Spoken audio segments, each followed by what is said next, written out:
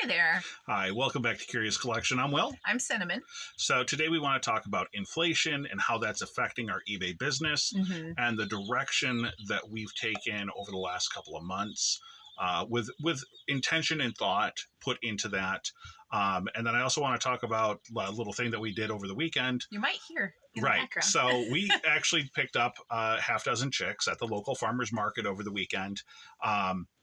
They're a specialty breed. It's something that we wanted to get for a long time, but with all of the news about egg prices and stuff like that, it's certainly driving the cost up on agricultural products like eggs, baked goods, that type of stuff. So Cinnamon's grabbing them right now so she can share, but they are absolutely adorable little chicks, and it kind of made me think, all right, here we go. Okay. Like, for reals. It's so cute. It is just a baby. It's still fluffy. So tiny. Yeah, so that chick's probably a little over a week old. So absolutely adorable. But what we saw at the farmer's market was $10 a dozen. $10 a dozen for eggs.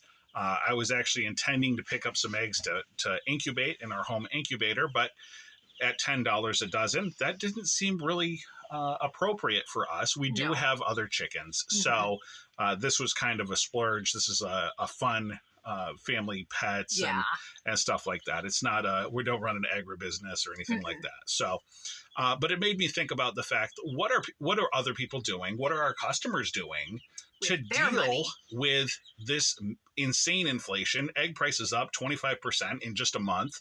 I mean, it's outrageous. So this is what we're doing. We told you a couple weeks ago about the book buy that we had. I bought 2,300 books, all about different types of skill sets, specifically around manufacturing, steel, carpentry, but primarily about auto mechanics. So we do have some stuff sitting here in front of us that we sold over the weekend. This right here is one of them. This is a shop manual, 1968. You see all those brands there. I'm guessing they wanted it for that Mustang, but it's a shop manual. And this was printed by Ford Motor Company. You can see Ford headquarters there on the back. That book sold for $50. Yeah. So, I'm not saying that every one of these is valuable. I have plenty of them that aren't, but that's a $50 item right there. Right now, I feel like it's a challenge to find items that are going to sell for $50 on eBay. Yeah.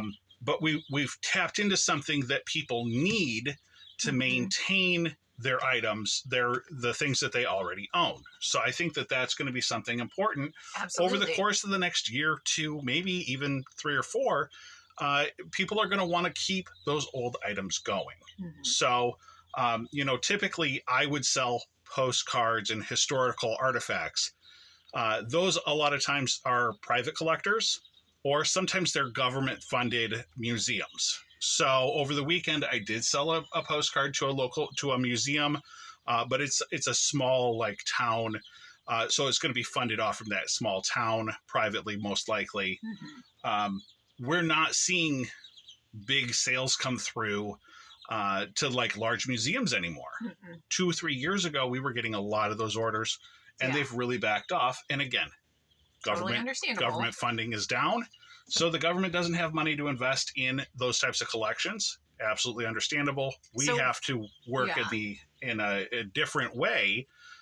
I'm still kind of in the same theme. It's still paper products, but now it's something that's useful. It has function. It's a collectible, but it's also functional. So you want to tell us about what you're doing with your jewelry store? So, again, when you're talking about needs and not wants, women still need to have some jewelry. You still have to go to the office. You still, you still need something. So I think that what I'm leaning into, the things that are selling for me, is that affordable elegance. So it's the faux pearl that you can get for a fraction of the price. So it's identified, it's all of the things that it's always been, but it's the ones that are actually selling right now are those affordable elegance. Right. So like the piece that we were talking about specifically was like a faux pearl, but it was hand knotted. Right. So right. So again, it looks very like high quality. Right. So, it's still, it has it was glass pearls, so it's got the same weight, it's got the same luster, it's got all of those characteristics that you're looking for, but you're able to buy it for, $30 to $40 instead of a $400, string of pearls. That's right. Yeah. Right. Something else that we ventured into, and again, I'm not advocating that everyone has to find their own way. Something else that we kind of jumped back into is that we found in like 2020, 2021 that there was some demand for certain types of dishes, certain types of home appliances. Back in 2021, I sold an old crock pot for $70, and I thought I hit the jackpot, and I picked up half a dozen more, and I ended up selling all of them because of the limited accessibility in the marketplace for that product at the time. Well, now things are different. I can go to the local big box store and I can buy a crock pot for under $40. But you can't buy a dish set for... Right. You can't buy a dish set for under $40 typically, especially something that's quality. So something that we sold over the weekend, again, we have, teacups and saucers. This is part of a Luray set. This is from the 1940s.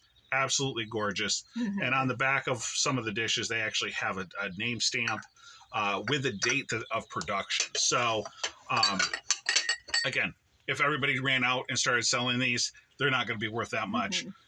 Fortunately for us, we were able to pick these up, and it was affordable for us to buy, and we can hold on to it. They don't take up that much space. The dishes stack. And so it has function, but it's still a collectible. And so that's kind of the area that I'm kind of living in right now is functional collectibles. It's not something that's necessarily sitting on a shelf. These might sit on a shelf, but you could also take them out and have tea with your friends, whatever. Right. Last week, I also sold a nice big aluminum aluminum cast pan. Cast aluminum Wagner ware pan. And it sold for, I think it was $85 plus shipping and tax. It came out to be right around $100 for a single pan. Again, it's a collectible. If it would have been polished up, it probably would have been worth twice as much. But again, my time's money. For me to sit here and polish a pan all day, we can let them do that. They can take that deal, right, and they can put that to work for themselves if they want to polish it, or if they just want to use it in their kitchen, they can do that. So I want to mention one other thing with the jewelry right now, with everything that's going on. Another thing to think about is like the Temu and all of the different out of country businesses that may be selling the lower cost jewelry may not be as low cost or as convenient as it once was. So right. There's a lot of stuff going on right now with tariffs, with international shipping. At one point they had shut down all import goods from Asia. So again, I know William's girlfriend had bought him something online that that's was our son, not me. Oh yeah, sorry. and it didn't come in, and it was supposed to be his Valentine's gift, but they don't know when it's going to come in at this point. Right. So things are changing very rapidly on the international stage. Who knows? That may help us as individual resellers here in the U.S. when your inventory is in country. Right. If you're, a drop shipper, if you're ordering stuff from China, that may be a challenge for you. Maybe something that you're having to work through right now. I don't know. That's not really our business model. No, but it is something that, I'm just going to keep on listing. And, if and when the demand goes up, because we have stuff that is here on, online and ready to ship, then I want to be able to at least, take advantage of that situation. Right. So that's kind of our wrap up for the day, is that, and there's no mail today. So don't forget, Don't run out to the post Yes. office. Today is President's Day. There is no mail service. USPS is not running today. So, Yes. federal holiday. If you're a federal worker, if you got the day off, enjoy it. Again, I just want to reiterate, we're focusing right now on that functional collectible, that thing that you can actually take off the shelf, put it to work. The stuff that sits in the file cabinet, that stuff hasn't been selling as hot for us. No, it hasn't. So that's what we're going to do is we're going to, put our time and resources into getting those things listed that are going to be making us money in right now, Right. And we'll see how it goes. Right. So thank you guys for stopping in and watching our video. What types of things are you guys noticing right now that's working for you? Like I said, postcards, my paper items, historical stuff, that's not working. This is the stuff that's working for us. Let us know what's working and make sure you like and subscribe to our videos. Yep. Good luck to you guys out there. Thank you so much.